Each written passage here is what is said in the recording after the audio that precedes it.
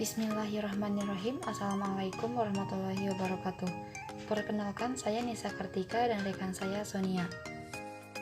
Kami akan membahas materi mengenai analisis butir soal uraian. Pada materi mengenai analisis butir soal uraian, kami akan membahas diantaranya yaitu pertama, pengertian analisis butir soal.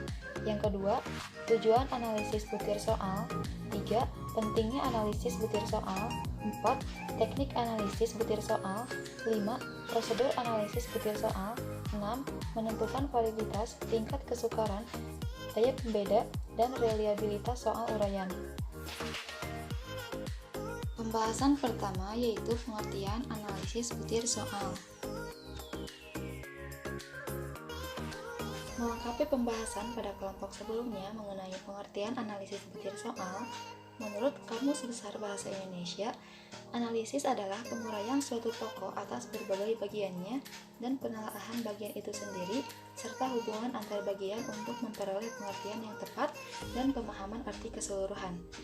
Analisis butir soal adalah suatu kegiatan analisis untuk menentukan tingkat kebaikan butir-butir soal yang terdapat dalam suatu tes, sehingga informasi yang dihasilkan dapat kita pergunakan untuk memperbaiki butir soal dan tes tersebut.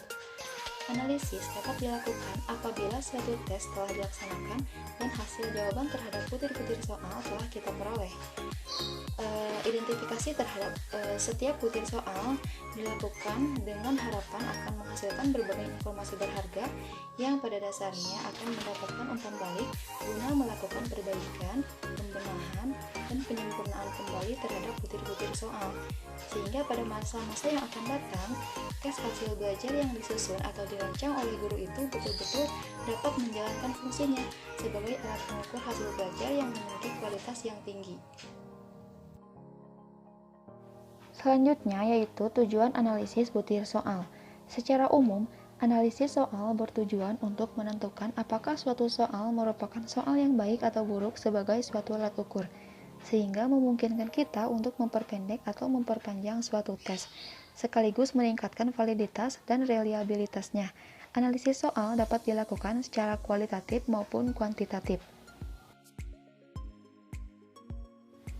Alasan mengapa diperlukan analisis butir soal yaitu yang pertama, untuk mengetahui kekuatan dan kelemahan butir tes, sehingga dapat dilakukan seleksi dan revisi butir soal. Yang kedua yaitu untuk menyediakan informasi tentang spesifikasi butir soal secara lengkap, sehingga akan lebih memudahkan bagi pembuat soal dalam menyusun perangkat soal yang akan memenuhi kebutuhan ujian dalam bidang dan tingkat tertentu. Yang ketiga yaitu untuk mengetahui masalah yang terkandung dalam butir soal, seperti kesalahan meletakkan kunci jawaban, soal yang terlalu sukar dan terlalu mudah, atau soal yang mempunyai daya beda rendah. Masalah ini bila diketahui dengan segera akan memungkinkan bagi pembuat soal untuk mengambil keputusan apakah butir soal yang bermasalah itu akan digugurkan atau direvisi guna menentukan nilai peserta didik. Kemudian yang keempat yaitu untuk dijadikan alat guna menilai butir soal yang akan disimpan dalam kumpulan soal. Yang kelima yaitu untuk memperoleh informasi tentang butir soal sehingga memungkinkan untuk menyusun beberapa perangkat soal yang paralel. Penyusunan perangkat seperti ini sangat bermanfaat bila akan melakukan ujian ulang atau mengukur kemampuan beberapa kelompok peserta tes dalam waktu yang berbeda. Selanjutnya yaitu teknik analisis butir soal uraian. Analisis soal dilakukan untuk mengetahui berfungsi atau tidaknya sebuah soal. Analisis pada umumnya dilakukan melalui dua cara, yaitu analisis kualitatif dan analisis kuantitatif. Aspek yang diperhatikan di dalam penelaahan secara kualitatif ini adalah setiap soal ditelaah dari segi materi, konstruksi, bahasa atau budaya, dan kunci jawaban atau pedoman penskorannya. Dalam melakukan penelaahan setiap butir soal, penelaah perlu mempersiapkan bahan-bahan penunjang seperti yang pertama kisi-kisi tes, yang kedua kurikulum yang digunakan, 3. Buku sumber, 4. Kamus Bahasa Indonesia. Ada beberapa teknik yang dapat digunakan untuk menganalisis butir soal secara kualitatif. Di antaranya adalah teknik moderator dan teknik panel. Teknik moderator merupakan teknik berdiskusi yang di dalamnya terdapat satu orang sebagai penengah. Berdasarkan teknik ini, setiap butir soal didiskusikan secara bersama-sama dengan beberapa ahli seperti guru yang mengajarkan materi, ahli materi, penyusun atau pengembang kurikulum, ahli penilaian, dan ahli bahasa. Teknik ini sangat baik karena setiap butir soal dilihat secara bersama-sama berdasarkan kaidah penulisannya. Di samping itu, para penelaah dipersilahkan mengomentari atau memperbaiki berdasarkan ilmu yang dimilikinya. Setiap komentar atau masukan dari peserta diskusi dicatat oleh penulis. Setiap butir soal dapat dituntaskan secara bersama-sama, perbaikannya seperti apa, namun kelemahan teknik ini adalah memerlukan waktu yang lama untuk mendiskusikan setiap satu butir soal. Kemudian teknik panel merupakan suatu teknik menelaah butir soal yang setiap butir soalnya ditelaah berdasarkan kaidah penulisan butir soal, yaitu ditelaah dari segi materi, konstruksi, bahasa atau budaya, kebenaran kunci jawaban atau pedoman penskorannya yang dilakukan oleh beberapa penelaah. Caranya adalah beberapa penelaah diberikan butir-butir soal yang akan ditelaah, format penelaahan, dan pedoman penilaian atau penelaahannya. Pada tahap awal, para penelaah diberikan pengarahan, kemudian tahap berikutnya, para penelaah bekerja sendiri-sendiri di tempat yang tidak sama. Para penelaah dipersilakan memperbaiki langsung pada teks soal dan memberikan komentarnya serta memberikan nilai pada setiap butir soalnya yang kriterianya adalah baik, diperbaiki, atau diganti. Selanjutnya yaitu prosedur analisis secara kualitatif. Dalam menganalisis butir soal secara kualitatif, penggunaan format penelaahan soal akan sangat membantu dan mempermudah prosedur pelaksanaannya.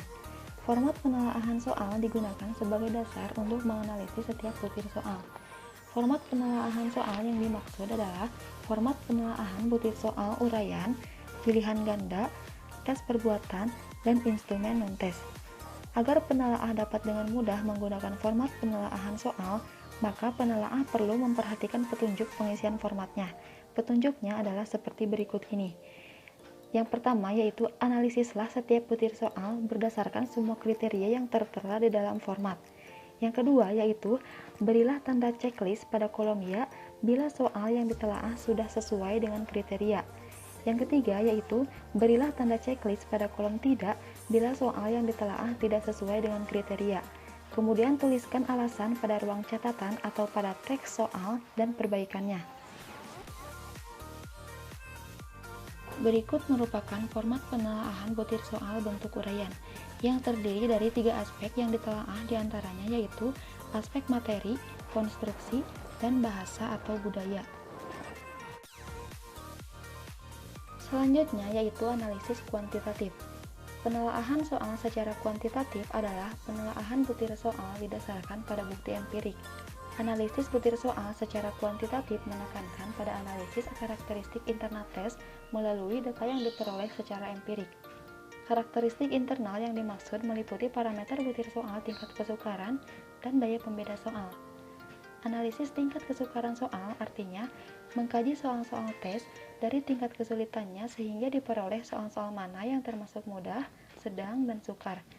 Hal ini bertujuan untuk mengetahui sejauh mana masing-masing butir soal membedakan antara mereka yang tinggi kemampuannya dalam hal yang didefinisikan oleh kriteria dari mereka yang rendah kemampuannya. Data empirik ini diperoleh dari soal yang telah diujikan. Ada dua pendekatan dalam analisis secara kuantitatif, yaitu pendekatan secara klasik dan modern. Analisis butir soal secara klasik adalah proses penelaahan butir soal melalui informasi dari jawaban peserta tes guna meningkatkan mutu butir soal. Kemudian analisis butir soal secara modern adalah penelaahan butir soal dengan menggunakan teori respon butir atau item response theory. Teori ini merupakan suatu teori yang menggunakan fungsi matematika untuk menghubungkan antara peluang menjawab benar suatu butir soal dengan kemampuan siswa. Teori respon butir muncul karena adanya beberapa keterbatasan pada analisis secara klasik, yaitu yang pertama yaitu tingkat kemampuan dalam teori klasik adalah true score. Artinya, jika suatu tes sulit, maka tingkat kemampuan peserta tes akan rendah. Sebaliknya, Jika suatu tes mudah, maka tingkat kemampuan peserta tes tinggi. Yang kedua yaitu tingkat kesukaran butir soal didefinisikan sebagai proporsi peserta tes yang menjawab benar. Mudah atau sulitnya butir soal tergantung pada kemampuan peserta tes. Yang ketiga yaitu daya pembeda, reliabilitas, dan validitas tes tergantung pada kondisi peserta tes. Baiklah, yang selanjutnya yaitu tingkat kesukaran butir soal. Tingkat kesukaran atau disingkat TK adalah keberadaan suatu butir soal apakah dipandang sukar, sedang, atau mudah dalam mengerjakannya. Tingkat kesukaran butir soal biasanya dikaitkan dengan tujuan tes. Misalnya, untuk keperluan ujian semester digunakan butir soal yang memiliki tingkat kesukaran sedang. Untuk keperluan seleksi digunakan butir soal yang memiliki tingkat kesukaran tinggi atau sukar. Dan untuk keperluan diagnostik biasanya digunakan butir soal yang memiliki tingkat kesukaran rendah atau mudah.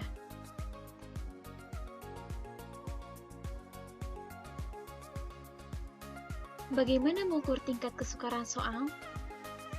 Ini adalah rumus untuk menguji tingkat kesukaran, di mana TK sama dengan SA tambah SD per N, di mana TK sama dengan tingkat kesukaran, SA adalah jumlah skor kelompok atas, SB jumlah skor kelompok bawah, dan N adalah jumlah peserta tes.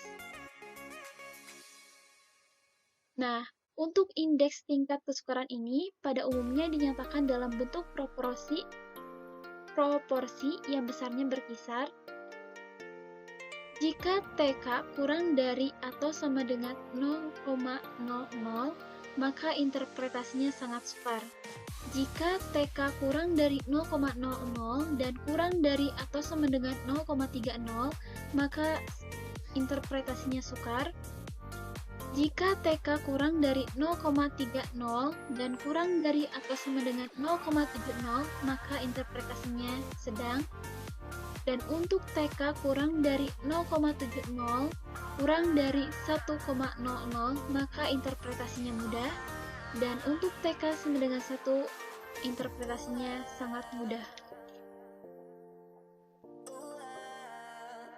Yang selanjutnya yaitu tindak lanjut hasil analisis.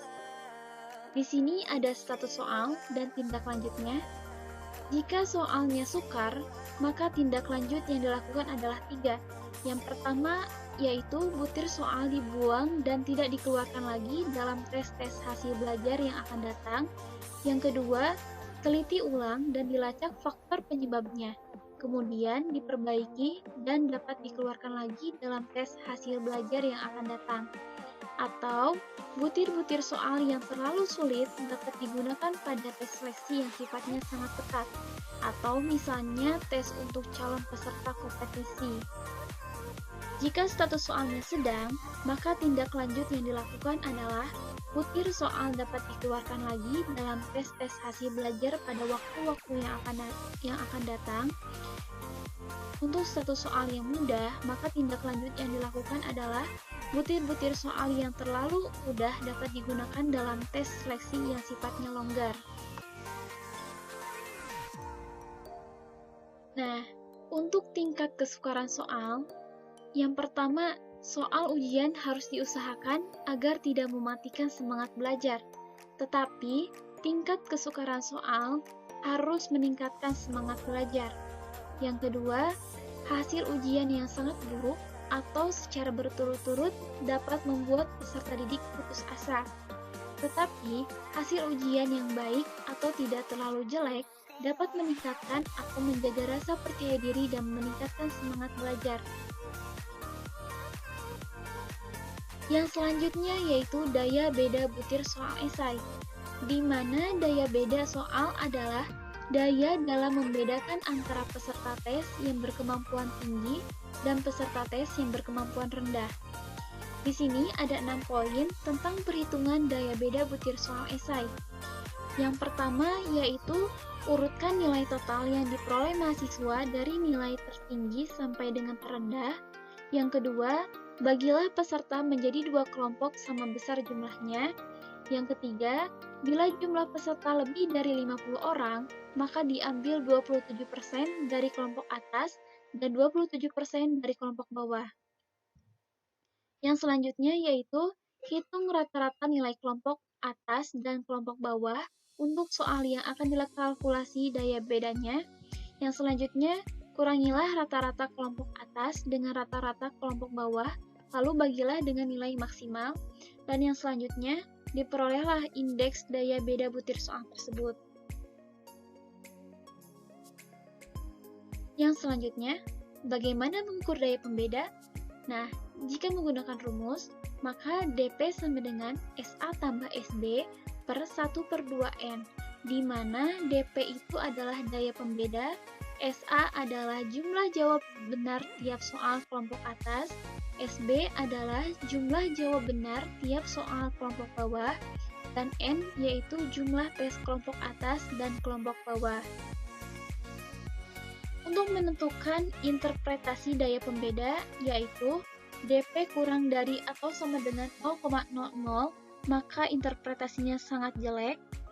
Untuk DP kurang dari 0,00 dan kurang dari atau sama dengan 0,20, maka interpretasinya jelek.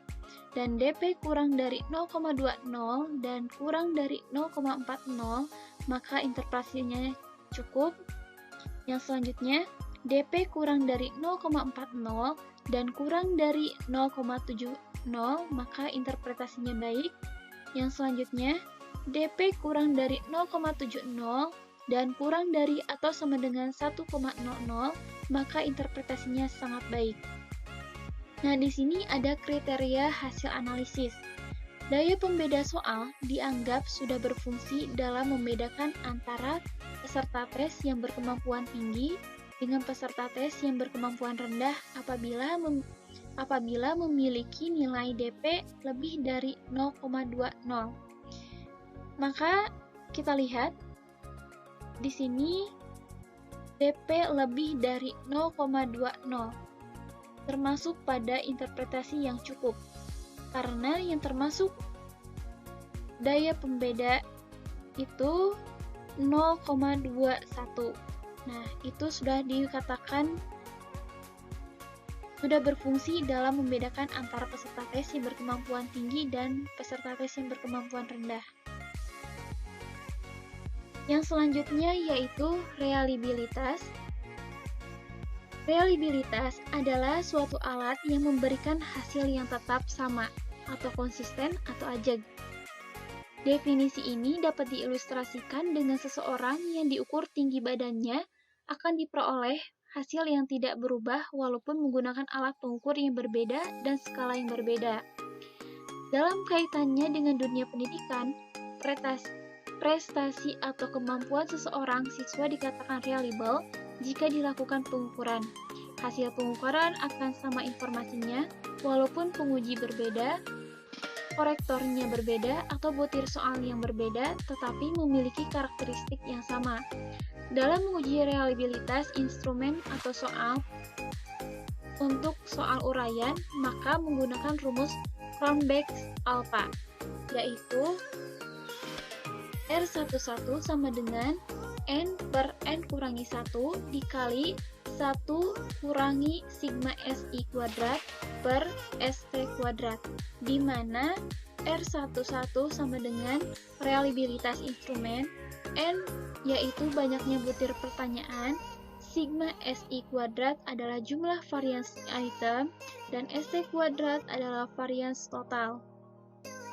Nah, adapun interpretasi reliabilitas yaitu R kurang dari 0,00 dan kurang dari 0,20, maka interpretasinya sangat rendah. Yang selanjutnya, R kurang dari atau sama dengan 0,20 dan kurang dari 0,40, maka interpretasinya rendah. Untuk R kurang dari atau sama dengan 0,40 dan kurang dari 0,60, maka interpretasinya sedang atau cukup. Untuk R kurang dari atau sama dengan 0,60 dan kurang dari 0,80, maka interpretasinya sangat tinggi. Untuk R kurang dari atau sama dengan 0,80 dan kurang dari 1,00, maka interpretasinya sangat tinggi. Yang selanjutnya yaitu validitas. Validitas adalah suatu ukuran yang menunjukkan tingkat kevalidan atau kesahihan suatu instrumen atau soal. Suatu instrumen atau soal dikatakan valid apabila mampu mengukur apa yang diinginkan. Menurut Sundayana, tahun 2018, halaman 59-60, dalam bukunya yaitu untuk menguji validitas alat ukur dibutuhkan langkah-langkah sebagai berikut. Yang pertama yaitu menghitung harga korelasi setiap butiran alat ukur dengan rumus person atau produk momen, yaitu R/XY sama dengan N sigma XY dikurangi sigma X dikali sigma Y per akar dari N sigma X kuadrat dikurangi sigma X dikuadratkan dikali N sigma Y kuadrat dikurangi sigma Y dikuadratkan. Untuk keterangannya, RXY yaitu koefisien korelasi, untuk X yaitu skor item butir soal, untuk Y yaitu jumlah skor total tiap soal, dan untuk N yaitu jumlah responden. Adapun interpretasi validitas yaitu sebagai berikut. Yang pertama yaitu RXY kurang dari 0,80 dan kurang dari atau sama dengan 1,00, maka interpretasinya validitas sangat baik. Untuk RXY kurang dari 0,60 dan kurang dari atau sama dengan 0,80, maka validitas baik. Untuk RXY kurang dari 0,40 dan kurang dari atau sama dengan 0,60, maka interpretasi validitas sedang. Untuk RXY kurang dari 0,20 dan kurang dari sama dengan atau untuk RXY kurang dari 0,20 dan kurang dari atau sama dengan 0,40, maka dikatakan validitas kurang.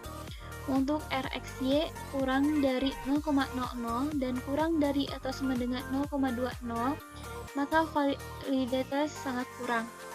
Untuk RXY kurang dari atau sama dengan 0,00, maka interpretasi tidak valid.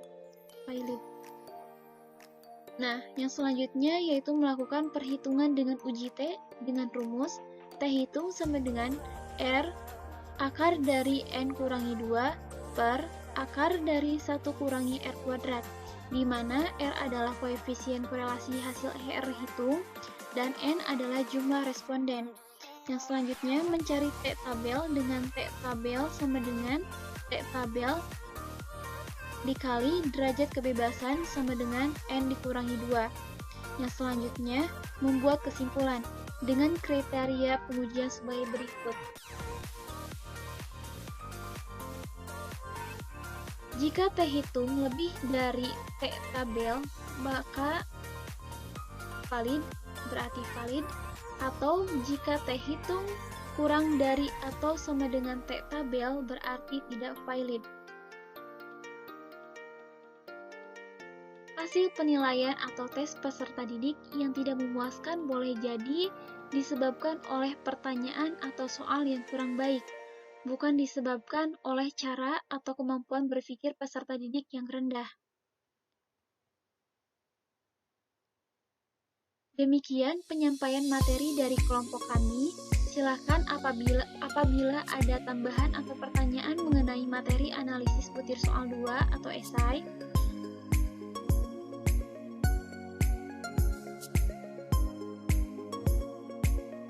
Pendidikan bukanlah milik mereka yang kaya, bukan pula kekuatan mereka yang cerdas.